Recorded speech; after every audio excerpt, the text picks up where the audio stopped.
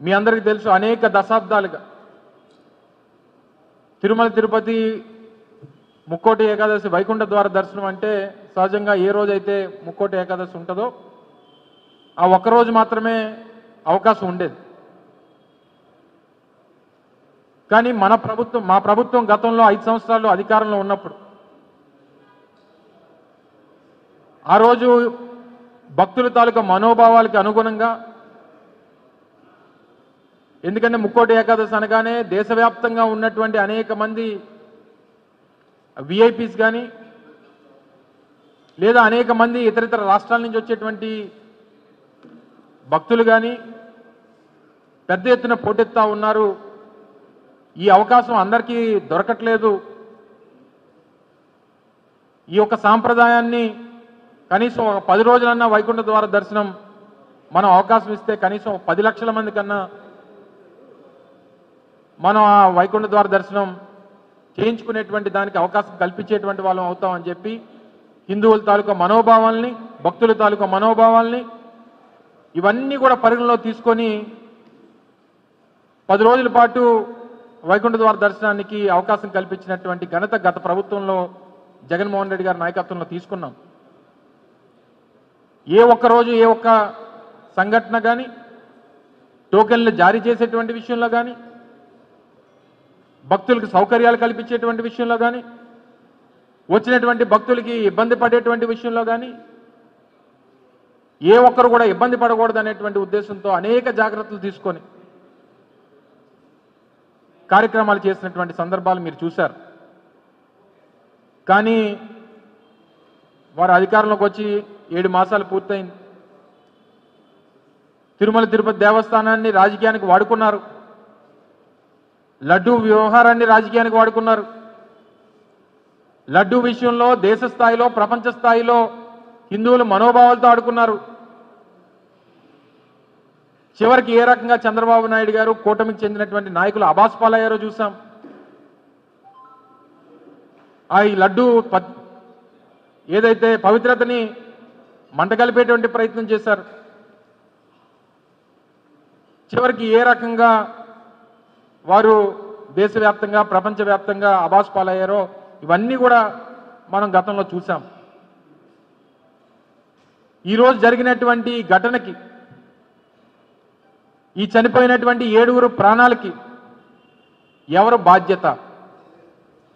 YSR Congress party ఇది ప్రభుత్వ హత్యలుగానే భావిస్తుంది అనేటువంటి విషయాన్ని ఈ సందర్భంగా మీ ద్వారా ప్రజలకు తెలియజేస్తా ఉన్నాం. ఎందుకు ప్రభుత్వ హత్యలుగా భావిస్తూ ఉందనంటే, ఇది ఎంత పవిత్రమైనటువంటి రోజు, ఈ పవిత్రమైనటువంటి ఈ రోజుకి వచ్చేటువంటి భక్తుల తాకిడిని బేరీజు వేయాల్సినటువంటి అవసరం ప్రభుత్వం మీద ఉంది, అధికారుల మీద ఉంది, టీటీడీ అధికారుల మీద ఉంది, రెవెన్యూ శాఖ స్థానికంగా ఉన్నటువంటి రెవెన్యూ డిపార్ట్మెంట్ కానీ, పోలీస్ డిపార్ట్మెంట్ కానీ, ఇంటెలిజెన్స్ కానీ, ఇదంతా ఏమైపోయింది రాష్ట్ర ప్రభుత్వం అనేటువంటి విషయాన్ని మీ ద్వారా ప్రభుత్వాన్ని అడుగుతా ఉన్నాం.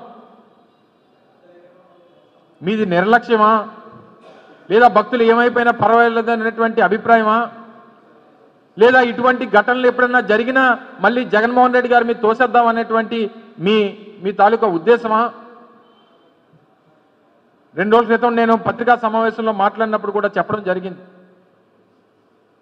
ఈ రాష్ట్రంలో ఏదైనా ఇటువంటి ఘటనలు జరిగినా జగన్మోహన్ రెడ్డి గారి మీద తోసేద్దాం, ఏదైనా మంచి జరిగితే మన ఖాతాలో వేసేసుకుందాం, చెడు జరిగితే జగన్మోహన్ రెడ్డి గారి మీద తోసేద్దాం. ఈ రకమైనటువంటి అభిప్రాయంతో గడిచినటువంటి 7 మాసాలుగా ప్రభుత్వాన్ని నడుపుతా ఉన్నారు. ఆ టీటీడీ అనేటువంటి ఆ పవిత్రతని, ఇంతమంది ఇన్ని లక్షల మంది భక్తులు వస్తారనేటువంటి అంచనా అనేటువంటిది ప్రతి సంవత్సరం ఉంటుంది. దాన్ని ఎందుకు మీరు అంచనా వేయలేకపోయారు? ఎందుకు కావాల్సినటువంటి కట్టుదిట్టమైనటువంటి ఏర్పాట్లు చేయలేకపోయారు? వచ్చినటువంటి భక్తులకి ఎందుకు ఆ సౌకర్యాలు కల్పించలేకపోయారు? దీనిలో నిర్లక్ష్యం ఎవరిది? ప్రభుత్వాన్ని నడిపేటువంటి ముఖ్యమంత్రిదా, లేదా టీటీడీని హెడ్ చేసేటువంటి చైర్మన్దా,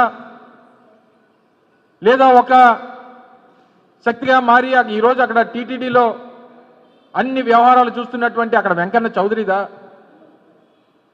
ఎవరు దీనికి బాధ్యత వహిస్తారు? అది నిన్న ఆశ్చర్యం ఏంటంటే, నిన్న టీటీడీ చైర్మన్ గారు మాట్లాడినటువంటి విధానం చూస్తే అసలు ఆశ్చర్యం కలిగించింది.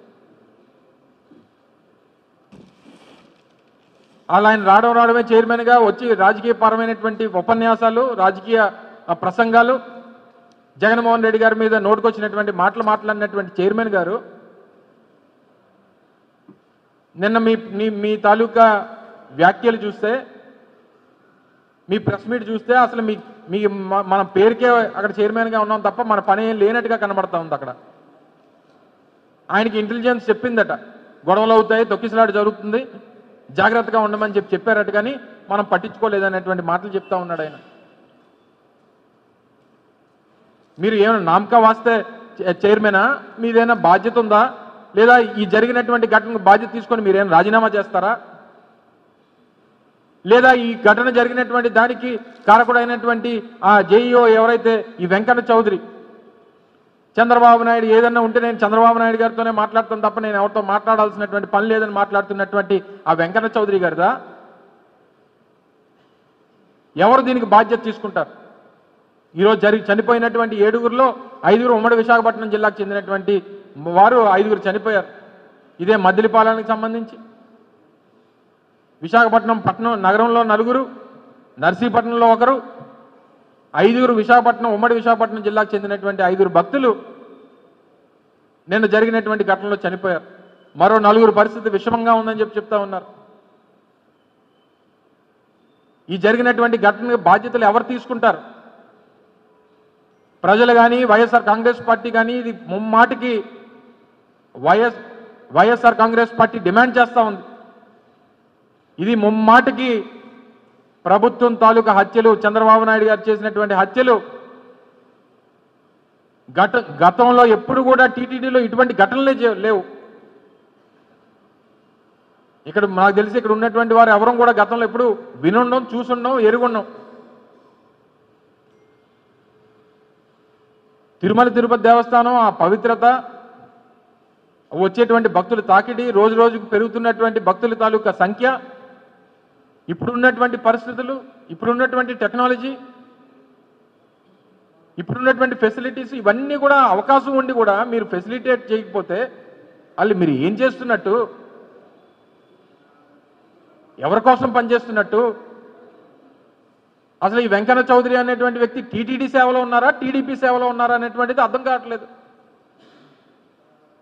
ఈ వెంకన్న చౌదరి అనేటువంటి ఆయన వెంకన్న బాబు సేవలో ఉన్నాడా, చంద్రబాబు సేవలో ఉన్నాడా అనేటువంటిది అర్థం కావట్లేదు.